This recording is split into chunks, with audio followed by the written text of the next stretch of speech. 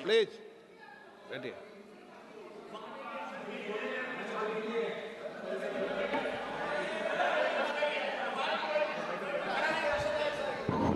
मान्यवर, मैं आपके माध्यम से कहना चाहता हूं, थोड़ा धैर्य रखे भैया, अभी तो शुरू हुआ है, अभी तो शुरू हुआ है। मान्यवर, मैं पहलगांव आतंकी हमला और ऑपरेशन सिंदूर के बारे में पूरा घटनाक्रम बताना चाहता हूं। कल ढेर सारे सवाल उठाए।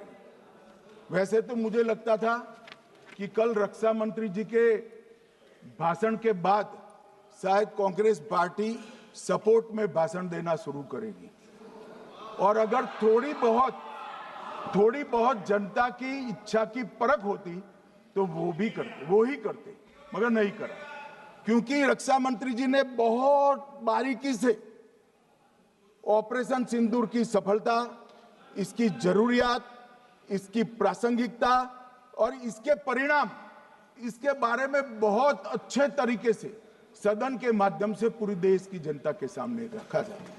मगर फिर भी उन्होंने बहुत सारे सवाल किए। अब सवाल किए हैं तो मुझे जवाब देना भी पड़ेगा, उनको सुनना भी पड़ेगा। मान्यवर, मैं पूरा घटनाक्रम बताना चाहता हूं। मान्यवर, 22 अप्रैल को पहलगांव में आतंकवादी हमला हुआ। इसमें 26 लोग मारे गए, 25 भारतीय और 1 नेपाली नागरिक। हमने उसी वक्त मैं श्रीनगर जाने के लिए निकल गया। रात को ही सुरक्षा बलों की मीटिंग कर ये भाग न पाए इसकी व्यवस्था की। माननीय मोदी जी ने 23 और 30 अप्रैल को सीसीएस की मीटिंग चेयर की। ये कह रहे हैं, मैं आज बताना चाहता हूं कि सीसीएस की 23 अप्रैल की मीटिंग में क्या हुआ। सबसे पहला कांग्रेस पार्टी का ब्लंडर था सिंधु जल संधि, इसको स्थगित करने का काम नरेंद्र मोदी जी ने किया। हमने अटारी के माध्यम से एकीकृत जांच चौकी जो चलती थी उसको बंद कर दिया। पाकिस्तानी नागरिकों के सार्क वीजा को सस्पेंड कर सभी को वापस पाकिस्तान भेजने का काम किया। पाकिस्तान स्थित उच्चायोग ने रक्षा, सैन्य, नौसेना के सलाहकारों को अवांछनीय व्यक्ति घोषित किया, संख्या को 55 से घटाकर 30 किया और सीसीएस ने ये संकल्प लिया कि जहां पर भी ये आतंकवादी छुपे हैं उनको और उनकी ट्रेनिंग करने वाले अड्डों को सेना, पुलिस, सीआरपीएफ, बीएसएफ उचित जवाब देगी। मान्यवर, जिस तारीख को ये हुआ उसी दिन ये निर्णय हो चुका।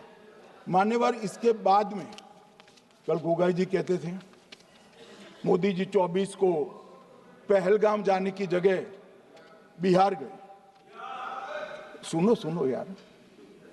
मान्यवर, मोदी जी जब ये पहलगाम घटना हुई यहां नहीं थे, विदेश में थे। आने के बाद तुरंत सीसीएस बैठक की और मोदी जी जिस दिन बिहार गए उस दिन पहलगाम में कोई नहीं था, सिर्फ राहुल गांधी थे। सारे लोग चले गए थे, सारे लोग वहां से अपने अपने ठिकाने पर चले गए थे। मगर इन्होंने एक बात कही, उस पर मेरी आपत्ति है। मान्यवर, उन्होंने कहा 24 अप्रैल को चुनावी भाषण किया। मान्यवर, देश का नेतृत्व करने वाले देश के प्रधानमंत्री की फर्ज होती है कि देश की संप्रभुता पर, देश के नागरिकों पर अगर ऐसा जघन्य हमला होता है तो जनता की भावनाओं के अनुरूप जवाब देना चाहिए। मान्यवर, मैं आज आपकी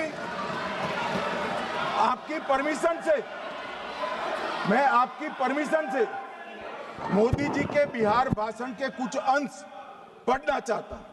कोट अनकोट है। 22 अप्रैल को 22 अप्रैल को पहलगाम का ये हमला केवल निहत्थे पर्यटकों पर नहीं बल्कि पूरे भारत की आत्मा पर एक दुस्साहसपूर्ण प्रहार है। आतंकवाद के प्रति दृढ़ और कड़ा रुख आतंकियों और इसके हमले की साजिश रखने वालों की कल्पना से भी बढ़कर उनको सजा दी जाए।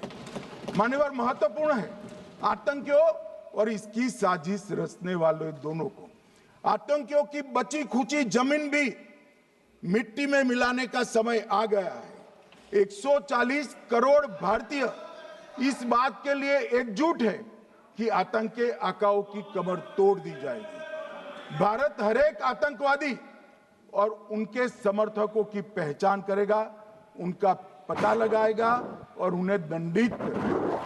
आतंकवाद कभी भी भारत की आत्मा नहीं तोड़ पाएगा। न्याय सुनिश्चित करने का मैं हर संभव प्रयास करूंगा। अनकोट। अब इसमें किसी को चुनावी भाषण दिखाई पड़ता है तो उसकी समझ शक्ति पर बहुत सारे सवालिया निशान लग जाते हैं। ये चुनावी भाषण नहीं है। आतंकवाद के खिलाफ लड़ने का 140 करोड़ भारतीयों का प्रतिघोष है जो मोदी जी ने वहां दिया। इनको चुनावी भाषण दिखाई पड़ता है। जैसे चश्मे होते हैं ऐसी ही दृष्टि होती है। मान्यवर, इसके बाद 30 अप्रैल को मान्यवर 30 अप्रैल को सीसीएस की बैठक हुई। पहले 23 को हुई थी। उसमें सशस्त्र बलों को पूर्ण ऑपरेशन की फ्रीडम दे दी गई। प्रधानमंत्री मोदी जी ने सीसीएस की उपस्थिति में रक्षा मंत्री, एनएसए और सेनाओं के प्रमुख के साथ बैठकर पूर्ण ऑपरेशनल फ्रीडम देने का काम किया और इसके बाद ये ऑपरेशन सिंदूर हुआ। मान्यवर, ऑपरेशन सिंदूर 7 मई को रात को 1:04 से 4 मिनट से 1:24 तक चला। उसमें पाकिस्तान के 9 आतंकी ठिकानों को ध्वस्त कर दिया और पूरी दुनिया ने इसके दृश्य देखे। साहब, इससे बड़ा संयमित हमला नहीं हो सकता। आजकल दुनिया में युद्ध चल रहे हैं, हम देख रहे हैं, बच्चे मर रहे हैं, महिलाएं मर रही, निर्दोष मर रहे।